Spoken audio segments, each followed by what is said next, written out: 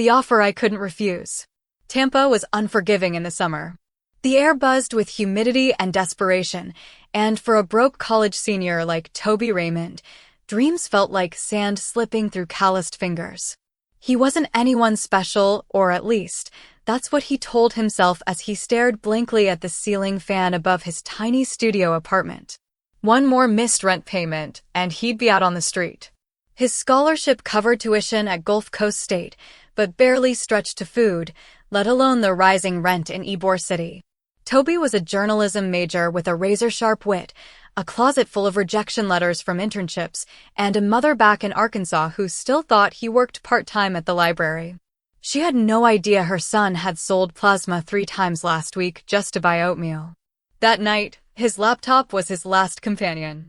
No job boards, no leads, just doom scrolling. Until an email pinged.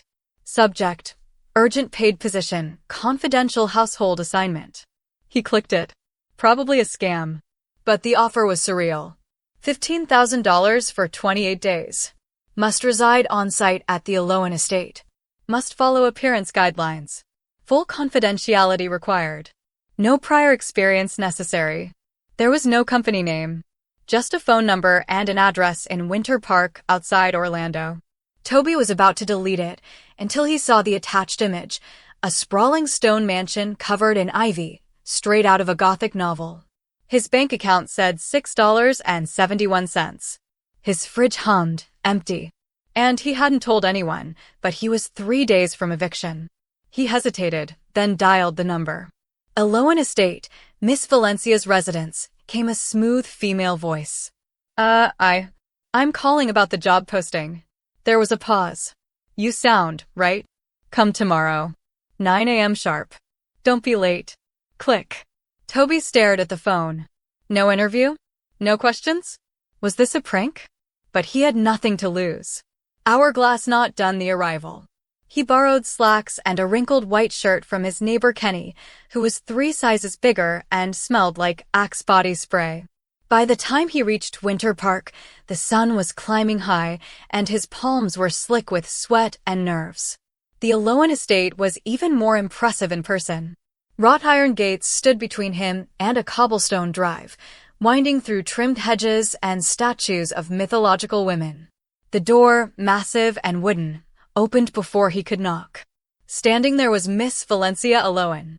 She looked like someone who had been sculpted rather than born tall, commanding, dressed in an ivory blouse with puffed sleeves and a high-neck collar. Her icy blue eyes assessed him like a lab rat. Toby Raymond, she said, not asked. Yes, ma'am. She didn't smile. Follow me. Inside was silence and polished marble. Paintings of stoic women and chandeliers dripping in crystal. They passed a sunroom, a greenhouse, and a library where a white Persian cat glared from a velvet chair.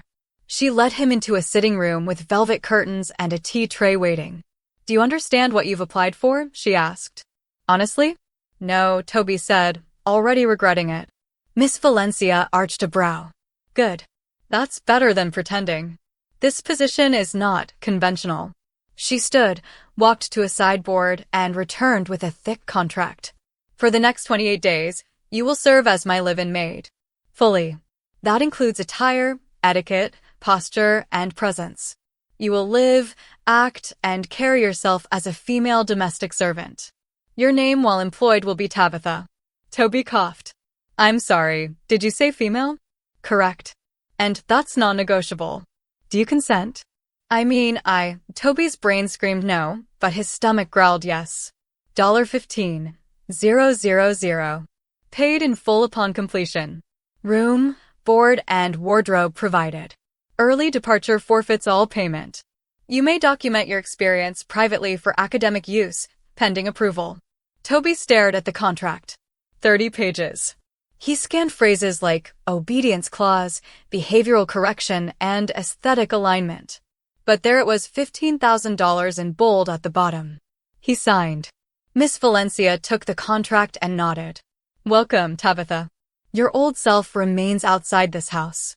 The transformation begins tonight. The transformation begins.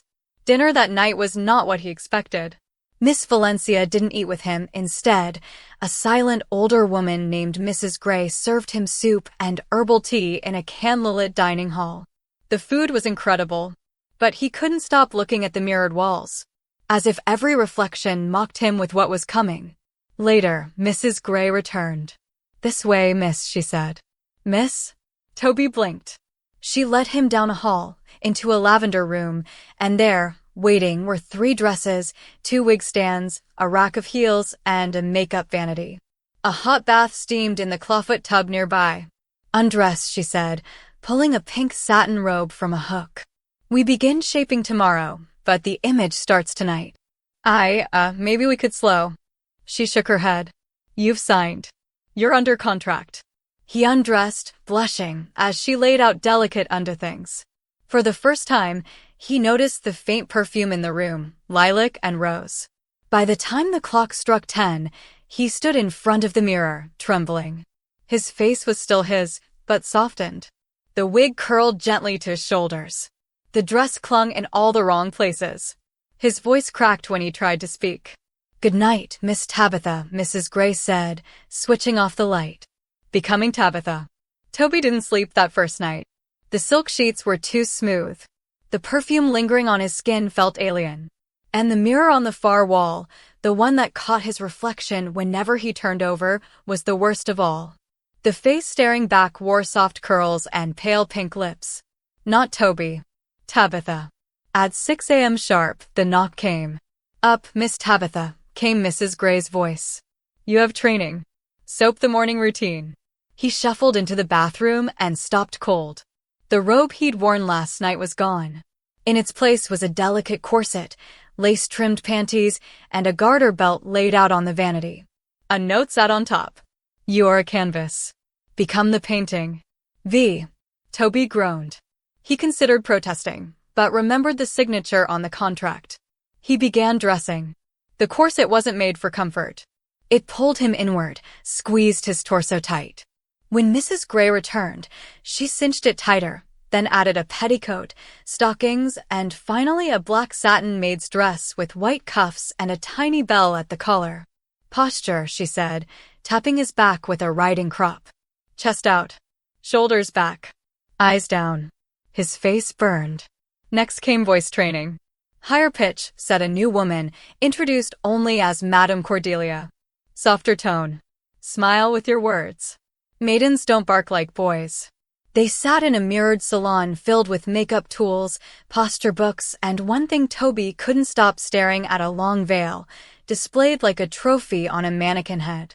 "What's the veil for?" he asked. Madame Cordelia didn't answer. Footprints, the first mistake. By noon, Tabitha was tasked with delivering tea to the East Wing. She hadn't even known the mansion had wings.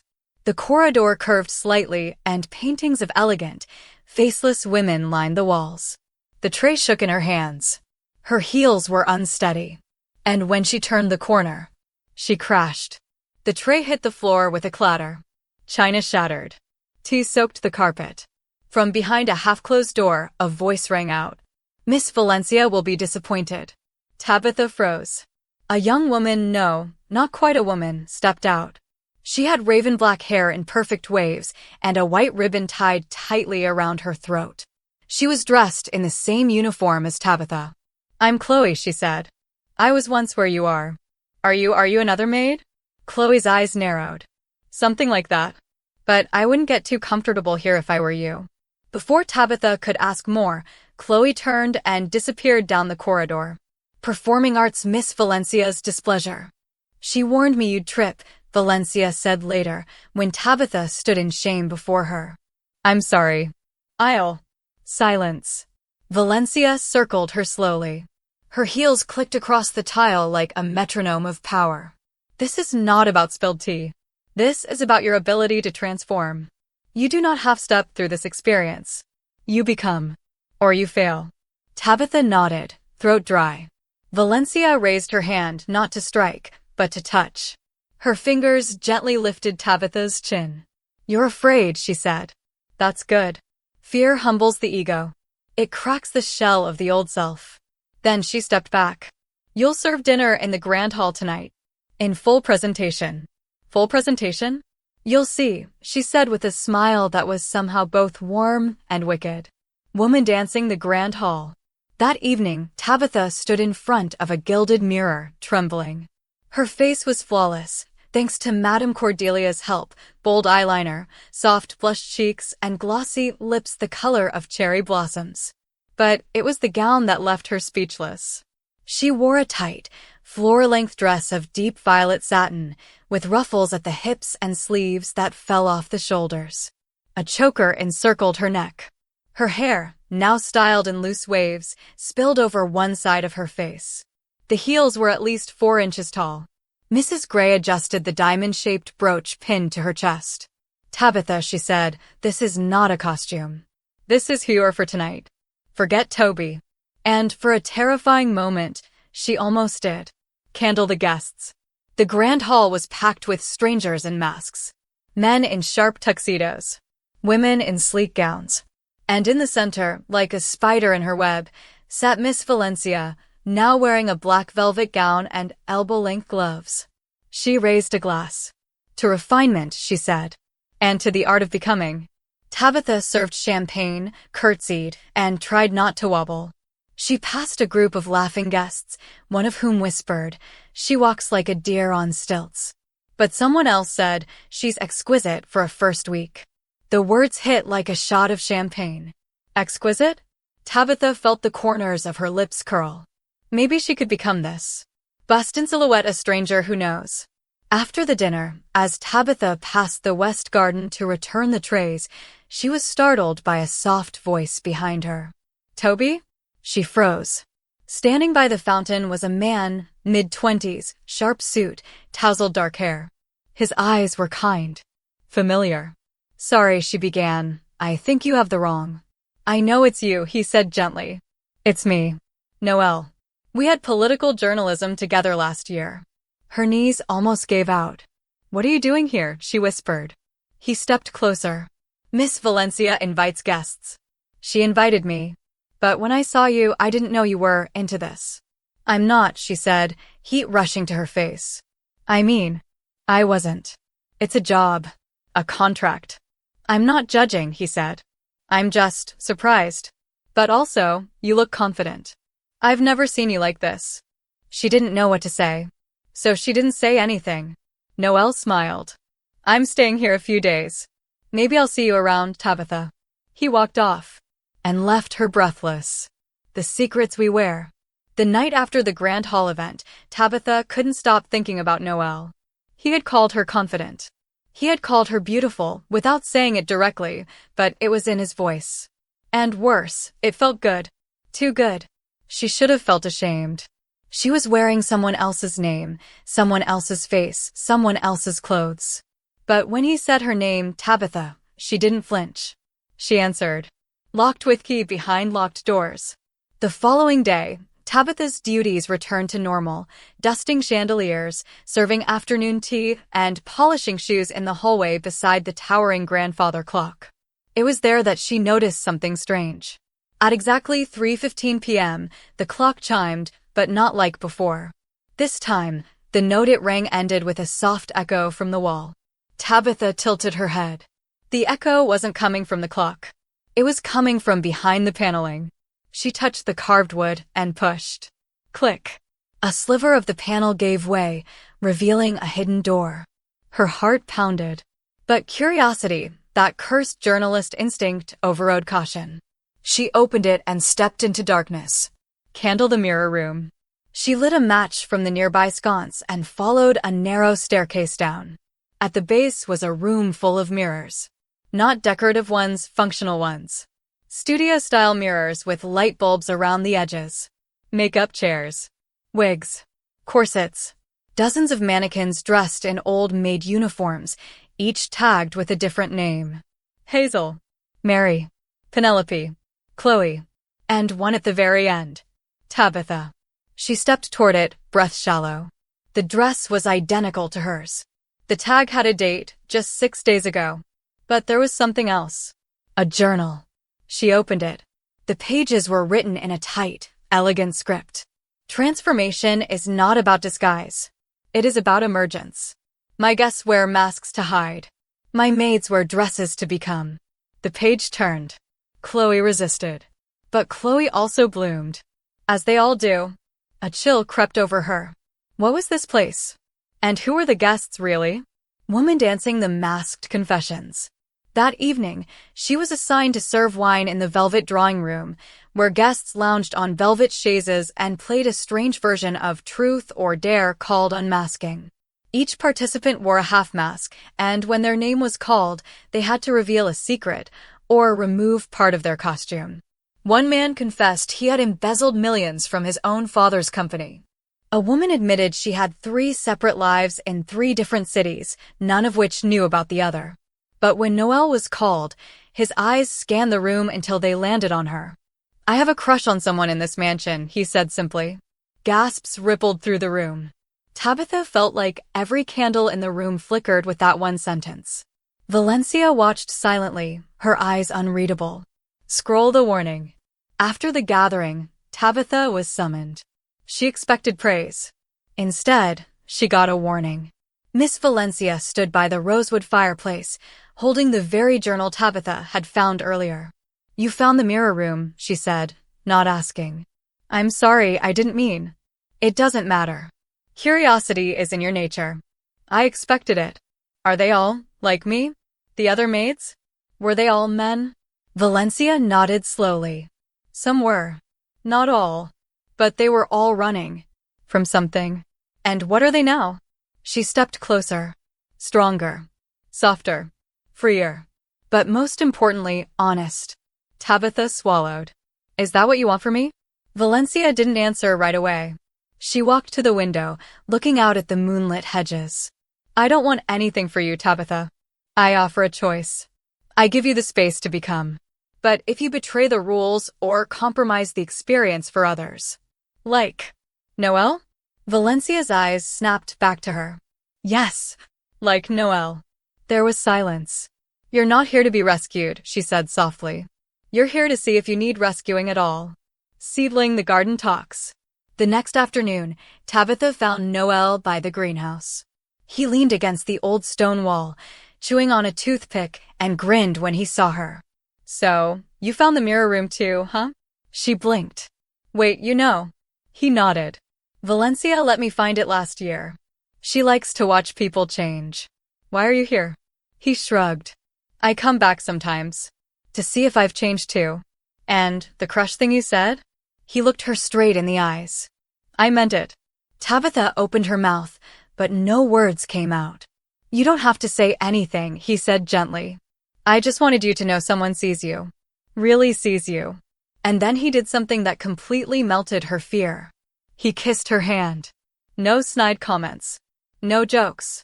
Just a warm brush of lips on the back of her hand, like she was someone who mattered. She watched him walk away, her breath trembling, warning the jealous spark. That night, Chloe cornered her in the laundry hall. You think you're special now, she snapped. You don't even know what this place really does. What are you talking about? You're not being trained. You're being selected. For what? Chloe hesitated. Her voice dropped to a whisper. For the veil. Before Tabitha could ask more, Miss Valencia's voice echoed down the hallway. Girls. To your rooms. Now. Chloe vanished into the shadows. Tabitha stood frozen. The veil? That was the cloth she'd seen on the mannequin. But what did it mean? The veil and the vow. That night, sleep didn't come. Tabitha lay awake, heart hammering, staring at the ceiling of her pale lavender bedroom, the silk canopy hanging above her like a question mark. Every time she blinked, she saw Chloe's face. You're not being trained. You're being selected, for the veil. What did that mean? And why had Valencia been so adamant about ending their conversation? She needed answers. Old Key, the Forbidden Wing.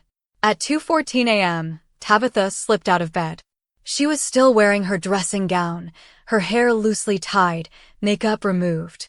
She padded barefoot across the cold marble hallway, past the silent portraits and echoing grandfather clock, and made her way toward the north wing, the only wing she had never entered. It was always locked. Until tonight. Because tonight, the door was ajar. The corridor smelled different. Not musty like disuse, but perfumed sandalwood and something floral. Moonlight crept through stained glass windows, casting violet and crimson patterns on the floor. She followed the scent down a curved staircase into what looked like a sanctuary. Candles burned low in iron sconces. At the center stood a stone pedestal, and on it rested the veil. Not a mannequin this time. The veil was spread open like an offering. It was hand-woven lace, embroidered with runes and symbols she couldn't recognize. Pearls sewn into its border glimmered like stars.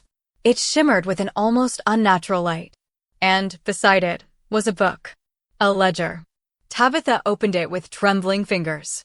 Open book, the ledger of the veiled. Each page listed a name, a year, and a final line: chose to remain or returned. She flipped through decades. 1964, 1971, 1986, all names, dates, choices. Some masculine, some ambiguous. Then she stopped on a familiar name. Chloe Winslow, 2019, chose to remain. Tabitha gasped. Chloe wasn't just a maid. She was a veiled. But what did that mean? At the bottom of the last page, a blank space awaited a new entry. And beside the book was a note written in the same fine cursive as her employment contract. Only one each year. The veil is not a burden. It is a choice. But once worn willingly, it cannot be removed. V. Tabitha's knees buckled slightly as she backed away. This was no job. It was a right. Speech ballooned the confession. The next morning, she found Chloe in the greenhouse, watering orchids. You lied to me, Tabitha said. Chloe didn't flinch. I never lied. I just didn't tell you everything. You were selected. You wore it. Chloe's lips curled into a faint smile. Yes. Why? Chloe turned to her. Because I was tired of pretending I was someone else. The veil isn't just a symbol. It clarifies. It seals who you are. It quiets the noise of the world outside. Tabitha shook her head. But it's not real. None of this is real. Chloe stepped forward. It feels more real than the life I left behind. When you put it on, you'll know. I haven't agreed to anything. You haven't yet. But she's watching. Wilted flower the test. That afternoon, Miss Valencia summoned her. No words. Just a nod. A command. Tabitha followed her into the east parlor, where 3 guests were seated. Today, Valencia said, you will serve them as yourself. Or rather, the version of yourself you've become. The guests were smiling, curious. One was a woman in a white pantsuit. One was a man in navy with gloves. The third was Noelle. Her knees almost buckled again. Valencia handed her a tray with porcelain teacups and tiny sandwiches. I can't, Tabitha whispered. You must. This is your test. She turned to the guests, cheeks flushed, hands trembling. And then something shifted. She stood straighter, slowed her breathing, balanced the tray with grace. Her heels clicked softly as she approached Noelle. Tea, sir, she asked, her voice higher, not strained, but natural. Noelle looked up at her like she'd just grown wings. You look like you, he said softly. She smiled. I feel like me. Puzzle piece, the puzzle falls into place. That evening, a letter arrived at her door. A handwritten envelope bearing the Alohan crest.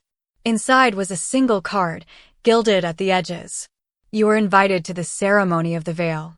Tomorrow. Midnight. The garden arch. Wear white. V. She stared at it for several long minutes. And then noticed something else. At the bottom, a postscript had been added in smaller script. You may bring one guest. If you wish to leave, this is your last chance. Red heart the choice. That night, she sat by the koi pond with Noelle. He watched the fish swirl in circles while she held the letter in her lap. They want me to stay, she said. Noelle nodded. They always do. You wouldn't be invited unless she believed you were ready. I don't know what to do. I can't make the decision for you, he said. But I'll tell you this. I don't care if your name is Toby or Tabitha. I just care if you're happy. She looked at him. What if I don't know what happiness looks like yet? Then find out. But do it for you. Not for a paycheck. Not for Valencia. Not even for me. Tabitha leaned her head against his shoulder. For the first time in years, she felt like the chaos inside her had stopped spinning. the ceremony of becoming. The mansion was silent. At exactly 11:57 p.m., Tabitha walked alone down the marble hallway in a flowing white gown that swayed gently with each step. It was the first dress she had chosen herself. Not ordered. Not assigned. Hers. Noel waited at the end of the hall in a fitted black suit, his eyes warm and steady. "You sure?" he asked.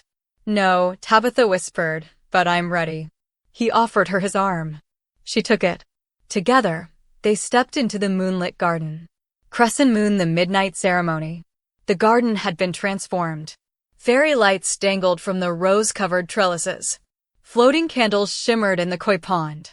A circle of masked guests stood in reverent silence around a marble arch carved with the word, Veritas. Miss Valencia stood beneath the arch, clad in silver and violet, the veil in her hands. She spoke not to the crowd, but only to Tabitha. "Before you is the veil, woven with the threads of every soul who chose to shed the mask of performance and step into authenticity. Once worn," she continued, "your story cannot be erased. You may never return to the life before, only to the person you are after." Valencia approached slowly, the veil glowing under the moonlight. "You may still walk away, but if you take this last step, it is forever." The crowd watched. The candles flickered. Tabitha stared at the veil. And she smiled. The revelation. "I have one question," Tabitha said, her voice clear. Valencia tilted her head. "Ask it." "Why me?" Valencia's smile was faint but knowing. "Because the moment you walked through my door, you were already telling stories for other people. This was your chance to write one for yourself." Tabitha nodded once. Then, with no hesitation, she stepped forward, took the veil into her hands, and draped it gently over her head. Gasps rippled through the crowd, but Tabitha didn't hear them. She closed her eyes. And something inside clicked. Rose the transformation. There was no magical flash, no wind, no chant. But when she opened her eyes, the world was quieter, lighter. The weight she hadn't even realized she'd carried, the years of pretending, performing, pushing, it was gone. She wasn't becoming someone else. She was finally allowed to be herself. The crowd bowed. Miss Valencia stepped forward and whispered, "Welcome, Tabitha Aloan." "Aloan?" she repeated. Valencia handed her a scroll, the final page of the ledger. Her name now inked in gold. "You're not just my maid," Valencia said. "You're my successor. Hold the final twist." That night, back in the mirror room, Tabitha found something she'd never seen before. A hidden compartment beneath the pedestal. Inside, a letter sealed and dusty. It was addressed to the one who chooses the veil. She opened it slowly. The handwriting was shaky, faded. "I was once like you. A guest. A maid. A mask. But Valencia saw me and gave me what no one else ever did. Permission to stay. J. Aloan." Tabitha stared at the signature. Valencia hadn't inherited the estate. She had been the first to choose the veil. The real Aloan estate was built by girls like her. Girls who were never allowed to be. Until they made their own house. Sparkle's epilogue, the life after. 1 year later, Tabitha sat in a cozy sunroom, sipping coffee and watching new applicants arrive at the estate. She wore a lilac blouse, soft makeup, and a pair of heels she walked in like a queen. Noel entered with a tray of croissants and kissed her cheek. 3 new interviews today, he teased. "You ready?" She smiled. "I've never been more ready." Her voice was calm, clear, confident. Because her story didn't end with a veil. It began with one.